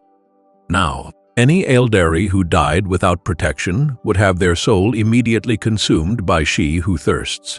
Slaanesh hungered for Aeldari souls above all others, drawn to them with an obsession born from the fact that the Aeldari had created the Dark God in the first place. To Slaanesh, Aeldari souls were not merely food but the ultimate experience, combining everything the god embodied: pride, desire, sensation, the capacity for excess. Every Aeldari who fell into Slaanesh's grasp represented not just energy to be absorbed, but an eternity of torment to be savored, a soul twisted and consumed over endless ages while remaining conscious of its suffering. The Craftworld Aeldari, calling themselves Ashuriani, to mark their change from the decadent civilization of old, developed the path system as their primary defense against excess and the attention it brought from Slaanesh. They understood that their species' natural intensity of emotion, the same quality that had made them great, now posed an existential threat. Every strong emotion, every moment of passion, created ripples in the warp that could attract Slaanesh's attention. The paths were a rigid system of discipline designed to channel this intensity safely, a way for individual Aeldari to pursue their passions within carefully controlled frameworks that prevented the slide into obsession. The path system divided life into distinct phases, each focused on mastering a particular skill or role. An Aeldari would follow a single path for years or decades, immersing themselves completely in that pursuit while deliberately suppressing all other aspects of their personality. There was the path of the warrior for those drawn to combat, divided further into specialized warrior aspects that each represented a different facet of warfare. The path of the seer for those with strong psychic abilities, the path of the artisan for creators, the path of the mariner for those who sailed the void between stars. Dozens of paths existed, covering every possible pursuit, and an Aeldari might walk several different paths over the course of their long life. The key to the system was its rigidity and temporary nature. An Aeldari on the path of the warrior would focus solely on martial disciplines, but they would do so with full awareness that this was a temporary state, that when they achieved mastery, they would leave the path and pursue something entirely different. This prevented the obsession that had consumed the old empire, where Aeldari pursued single goals for so long that the pursuit became their entire identity. By maintaining strict focus but changing that focus regularly, the Ashuriani hoped to avoid creating the psychic emanations that would attract Slaanesh's attention. But sometimes an Aeldari could not leave a path. The passion they felt for their chosen pursuit became so intense, so all-consuming, that they lost the ability to set it aside. These individuals, called exarchs when it occurred on the path of the warrior, became trapped in their role forever. They could no longer remove the armor and weapons of their aspect, could no longer return to civilian life, could no longer conceive of themselves as anything other than what the path had made them. The exarchs were tragic figures in Ashuriani culture, individuals who had failed the fundamental test of the path system, but they also became invaluable as teachers and warriors, their complete dedication making them peerless in their chosen specialties. The Ashuriani also developed waystone technology to protect their dead from Slaanesh's hunger. Every Craftworld Aeldari carried a spirit stone, also called a waystone, a small gem of psychically reactive crystal worn on their chest throughout their life. These stones were attuned to the individual's psychic signature, designed to resonate specifically with that person's soul. When an Aeldari died, the stone would capture their soul before it could escape into the warp, trapping the spirit within the crystal's structure through a combination of psychic attraction and artificial constraints. The filled spirit stone could then be brought back to the Craftworld and integrated into the Infinity Circuit, the vast network of wraithbone that formed the vessel's skeletal structure and served as both power source and communal repository for the dead. Once integrated, the stone would grow, expanding as it absorbed energy from the Infinity Circuit, becoming a larger crystal that served as a permanent home for the deceased Aeldari's soul. Within the Infinity Circuit, Aeldari souls found a form of afterlife, a communal existence where they could interact with each other and watch over their living descendants. Individual consciousness remained. Those souls could choose to merge their awareness with the greater whole if they desired, becoming part of the Craftworld's collective intelligence. The Infinity Circuit was far more than just a repository for the dead. It was a living network of souls that could be consulted for wisdom, that provided psychic energy to power the Craftworld systems, and that served as the spiritual heart of Ashuriani culture. The dead remained part of the community, their wisdom available to guide the living, their presence a constant reminder of the continuity of Aeldari civilization despite the fall. It was a pale shadow of the true immortality they had once known, a limited existence compared to the freedom souls had enjoyed before Slaanesh. But it was infinitely preferable to the fate that awaited any soul that fell into the Dark Prince's grasp. At the heart of each Craftworld's Infinity Circuit lay something both precious and terrifying, a fragment of the shattered god Cain. This shard of divine essence served as the emotional and spiritual core of the entire circuit, its rage and power infecting every soul connected to the network. In times of war, the Ashuriani could perform a ritual to awaken this fragment, calling forth an avatar of Cain, a physical manifestation of their broken war god. The avatar was a towering figure of molten metal, wreathed in flames that burned with divine fury, wielding weapons that could cut through any armor. It embodied everything terrifying about Cain, the rage, the bloodlust, the joy and violence that the Aeldari worked so hard to suppress in their daily lives. The avatar led the Ashuriani in battle, channeling their collective need for violence into a single devastating force. But summoning it came at a cost. The ritual required sacrifice, typically the life of an exarch who would merge with the avatar to give it direction and purpose. Once manifested, the avatar fought until either victory was achieved or its physical form was destroyed. When the avatar fell, the Cain fragment returned to dormancy within the Infinity Circuit, waiting for the next time the Craftworld needed its power. The presence of these Cain fragments tied the Ashuriani to their violent past, a reminder that they could never fully escape their nature no matter how rigid their disciplines. The Exodites, isolated on their distant worlds at the galaxy's fringes, followed a different path to survival. They bound their souls to the world spirits of their planets, psychic entities formed from the collective life force of all the planet's living things. These world spirits were not gods but concentrations of natural psychic energy, emergent consciousness arising from the combined presence of millions or billions of organisms. The Exodites maintained networks of psychoactive crystals called world shrines scattered across their planets, structures that channeled and focused this natural psychic energy into coherent patterns. When an Exodite died, their soul would merge with the world spirit rather than dissipating into the warp. This practice required the Exodites to maintain an extremely close relationship with the natural world of their adopted homes, living in harmony with the ecosystem rather than dominating it as the old empire had done. They became symbiotes with their planets, their presence enhancing the world spirit even as the world spirit protected them. It was a hard life compared to what their ancestors had known, involving physical labor and direct engagement with nature's challenges. But it offered protection from she who thirsts. The Exodites rode great reptilian beasts called dragons, creatures that served as both mounts and psychic amplifiers, enhancing the rider's connection to their world spirit. These dragons were semi-sentient beings that existed in a state between animal and machine, organic creatures enhanced with psychoactive crystals that allowed them to interface directly with Exodite riders. The bond between rider and dragon was profound, closer than any relationship the technologically focused Craftworlds maintained with their vehicles or constructs.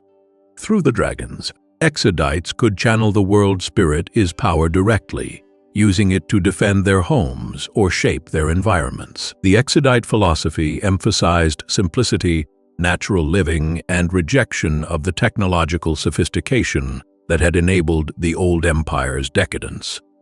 They saw the fall as a direct consequence of the Aeldari becoming too divorced from fundamental realities, too insulated by technology from the consequences of their actions.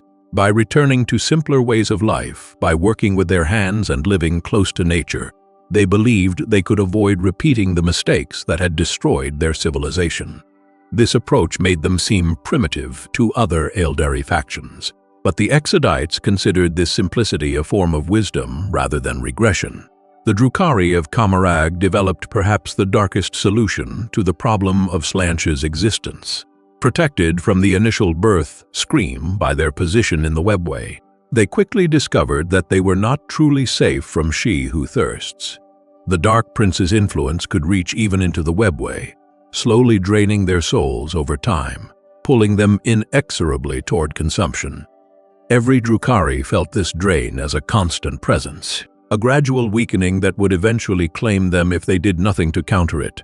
But the Drukhari discovered a way to temporarily sate Slaanesh's hunger by inflicting suffering on others, and psychically feeding on the pain and anguish generated, they could sustain their own souls. This realization transformed Camarag into a place of systematic cruelty, where torture became not merely entertainment but necessary for survival. The Drukhari evolved into masters of prolonging suffering, developing techniques to keep victims alive and conscious for extended periods while inflicting maximum pain. They became pirates of agony, launching raids into real space to capture slaves whose torment would buy them another day, another week, another year of existence. The Drukhari organized themselves into cabals, hierarchical organizations led by powerful archons who commanded both territory within Camarag and raiding forces that struck across the galaxy. The cabals competed with each other for resources, territory, and slaves, creating a society of perpetual internal conflict where trust was unknown and betrayal was expected. Alongside the cabals existed the homunculi covens, groups of flesh crafters who had mastered the art of modifying living tissue and could resurrect the dead given sufficient genetic material to work with. The homunculi traded their services to the cabals, offering resurrection as insurance for archons who might otherwise fear death too much to take necessary risks. The Drukhari also competed with the witch cults, gladiatorial organizations, that entertained Camarag's masses with arena combat. The Wyches fought for the crowd's adulation and the psychic energy generated by the audience's excitement, using their performances as another means of sustaining themselves against Slaanesh's drain. The entire structure of Drukhari society revolved around the acquisition and consumption of suffering, creating a civilization even darker in some ways than the one that had birthed Slaanesh. Though the Drukhari claimed their cruelty served a purpose beyond mere indulgence. The Harlequins, servants of Segurok, the only god to survive the fall intact, found their protection in their god's direct intervention. The laughing god watched over his followers, shielding their souls from Slaanesh through his own power. When a Harlequin died, their soul would merge with Segurok's own essence in the webway, becoming part of the god himself in a communion that transcended individual identity. This protection came at a price.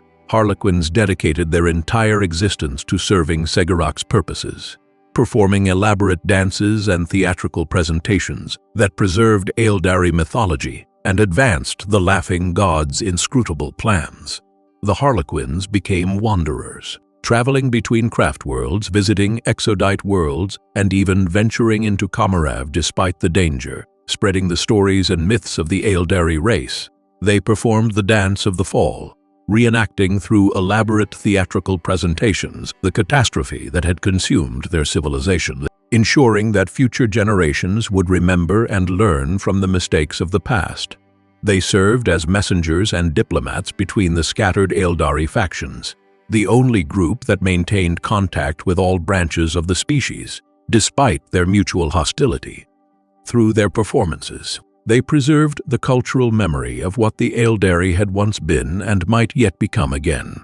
The Harlequins divided themselves into masques, traveling troops, each led by a great Harlequin, who served as choreographer, leader, and sometimes avatar for Segurok himself. The masks traveled the webway in their ships called Voidweavers, staging performances wherever they found audiences.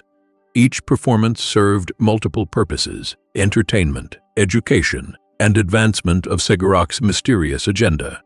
The Harlequins believed their god had a plan to ultimately defeat Slaanesh, though the details remained hidden even from his most devoted followers. They practiced their craft with absolute dedication, believing that through perfect performance, they might help bring about their species' salvation. The fall of the Eldar stands as one of the defining events in the history of the galaxy, a catastrophe whose effects continue to shape the present age 10,000 years later. It serves as a reminder that even the mightiest civilization can fall, that power and advancement provide no protection against the consequences of moral decay. The Aeldari created Slaanesh through their own actions, birthed a god from their collective excess, and in doing so destroyed everything they had built over millions of years. They went from undisputed masters of the galaxy to scattered refugees in the span of a single generation, a fall so complete and devastating that no recovery would ever be possible. The legacy of the fall extended far beyond the Aeldari themselves. The existence of the Eye of Terror and the birth of Slaanesh fundamentally altered the galactic balance of power in ways both immediate and lasting. The Imperium of Man spent the subsequent 10,000 years fighting to contain the threats that emerged from the Eye, waging crusade after crusade to push back the forces of chaos that sought to expand the rift and spread corruption throughout the galaxy. The fortress world of Cadia, positioned at the Cadian Gate, one of the few stable routes out of the Eye of Terror, became the most heavily fortified position in the entire Imperium, its defenders standing eternal watch against the horrors within. The other intelligent species of the galaxy drew their own lessons from the Aeldari's fall. The orcs, mindless in their pursuit of warfare, remained largely indifferent to the lessons of history, caring only that the galaxy now provided them with endless opportunities for fighting. The Tau, a younger species only recently achieving space flight, thousands of years after the fall, studied the Aeldari with both fascination and caution, recognizing in their fate a warning about the dangers of unchecked progress and the importance of maintaining strong ethical frameworks.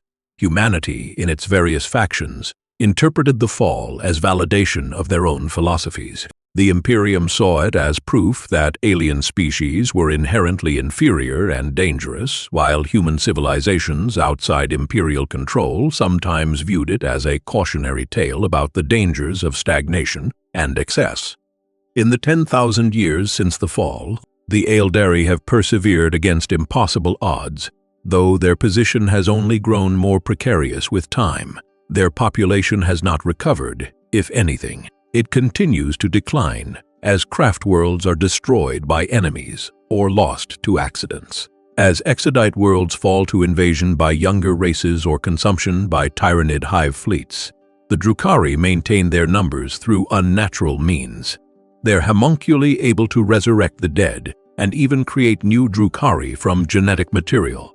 But they too face an uncertain future as Kamarev's internal conflicts grow ever more destructive.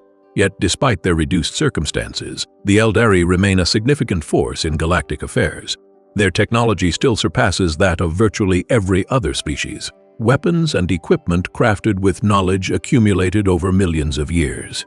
Their understanding of the webway gives them mobility unmatched by any conventional fleet, allowing them to strike anywhere in the galaxy without the delays and dangers of warp travel. Their psychic abilities, while dangerous in the age of Slaanesh, also represent a potent weapon when properly focused and controlled through the path system or channeled through ancient artifacts. The Aeldari have fought alongside and against virtually every major faction in the galaxy during the 10 millennia since their fall. They have guided the Imperium away from threats it could not perceive, manipulating events from the shadows to ensure that human worlds unknowingly serve Aeldari interests by drawing the attention of greater dangers away from craft worlds. They have battled orcs in countless engagements, using superior technology and tactics to overcome the greenskins' numerical advantages. They have awakened to find Necrons emerging from their long sleep, the ancient enemies of their creators, now reclaiming the galaxy and threatening the few worlds the Aeldari still hold. They have desperately fought to slow the tyrannid hive fleets, recognizing that these extragalactic predators represent a threat to all biological life. Within the Eye of Terror itself, The former heart of the Aeldari Empire became a nightmare realm of daemon worlds and twisted reality. The crone worlds within the Eye were home to twisted remnants of Aeldari civilization, beings who had survived the initial birth of Slaanesh, but had been irrevocably corrupted by proximity to that event, or by their subsequent exposure to the warp's unfiltered influence. These corrupted Aeldari worshipped Slaanesh with a devotion that made even the pleasure cults of old seem restrained by comparison. They became the most fervent servants of the Dark Prince, wielding powers granted by their god to spread corruption throughout the galaxy, leading armies of daemons on raids into real space to claim more souls for she who thirsts. The Eye of Terror also became a sanctuary for the traitor legions of Chaos Space Marines after the Horus Heresy. The Space Marines who had turned against the Emperor found refuge within the Eye, where they could serve the Chaos Gods without fear of imperial retribution. The ruins of the Aeldari Empire became strongholds for these traitors. Ancient Aeldari technology and artifacts scattered across daemon worlds, waiting to be claimed by whoever was bold or foolish enough to seek them. Some traitor Marines even made pacts with corrupted Aeldari, forming temporary alliances based on mutual service to chaos, despite their species' ancient enmity. The Aeldari's fall had profound philosophical implications for the survivors beyond the immediate practical challenges of survival. A species that had once believed itself the rightful masters of the galaxy, superior to all other races by virtue of their technology and psychic power, now found themselves reduced to scattered remnants fighting for survival. The hubris that had characterized the Empire, the absolute confidence in their own supremacy, gave way to a desperate pragmatism focused solely on preserving what remained of their species. Every decision was measured against a single question: would this action increase or decrease the chances of Aeldari survival? This transformation in Aeldari psychology manifested differently among the various survivor groups. The Craftworld Aeldari became intensely focused on following their paths, developing elaborate philosophical frameworks around the need for discipline and control. They looked back on the old empire with a mixture of nostalgia and horror, mourning what had been lost while understanding that much of it had deserved to be destroyed. The Exodites rejected the trappings of high technology that had enabled their ancestors' decadence, finding virtue in physical labor and close connection to the natural world. The Drukhari, by contrast, embraced the darkness that had consumed the old empire, but channeled it in new directions, making cruelty a means of survival rather than an end in itself. Among all the survivor groups, a new mythology began to develop around Ynid, the god of the dead. This entity did not exist in the traditional Aeldari pantheon, having no connection to the gods of old, but the survivors believed it was forming within the infinity circuits of the Craftworlds. As Aeldari died, and their souls were preserved in the Waystone networks, their combined psychic essence slowly coalesced into something greater than the sum of its parts. The prophecy held that when the last Aeldari died, when every soul of the species had been gathered into the infinity circuits, Ynid would achieve full consciousness. This newborn god would then battle Slaanesh, using the combined spiritual power of the entire Aeldari race to destroy she who thirsts and free the surviving Aeldari from their curse. This prophecy offered hope, but a hope tinged with profound tragedy. To birth Ynid according to the prophecy, the Aeldari would have to accept their own extinction as a living species. Every Craftworld that fell, every Exodite world that was destroyed, brought the day of Ynid's birth closer, but also reduced the Aeldari population that would see that final victory. Some among the Aeldari saw this as an acceptable price, believing that the defeat of Slaanesh justified any sacrifice. Others sought alternative paths that might allow their species to survive beyond Slaanesh's eventual defeat, ways to awaken Ynid without requiring every Aeldari to die first. In recent years, events have taken an unexpected turn with the partial awakening of Ynid and the rise of the Inari faction. These Aeldari, drawn from all the survivor groups, believe that Ynid can be awakened without waiting for every Aeldari to die. They follow Yvrain, a prophet who serves as a conduit for Yenid's power, and they seek to gather enough souls to give the god of the dead sufficient strength to confront Slaanesh. The Aeldari represent a potential path forward for the Aeldari species, though many traditionalists view them with suspicion, fearing that any deviation from established survival strategies might bring disaster. The story of the fall continues to shape Aeldari culture and identity 10,000 years after the catastrophe. Every Aeldari child learns about the fall from their earliest days, understanding that their species' current predicament stems from the excesses of their ancestors. The lesson is hammered home through countless retellings. Excess leads to destruction, discipline enables survival, and vigilance against one's own nature must be maintained constantly. The Harlequins perform the dance of the fall for every generation, ensuring the memory never fades. Parents invoke the fall when teaching their children self-control. Seers cite it when advising caution in any endeavor. The fall has become the defining moment in Aeldari history, the event that separates everything that came after.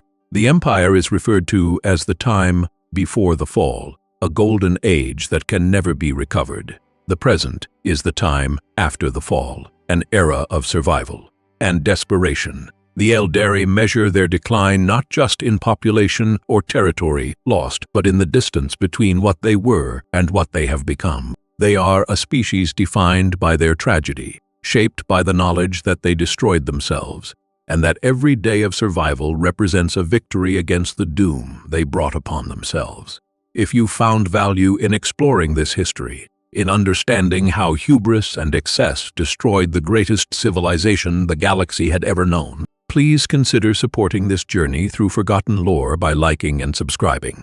The galaxy holds countless other stories, other warnings from civilizations that reached too high and fell too far. Each tale offers insight into the nature of power and the price of abandoning wisdom in pursuit of sensation. Thank you for listening, and may you remember that the brightest lights cast the darkest shadows, and that what can be achieved through millions of years of effort can be destroyed in a single moment of madness.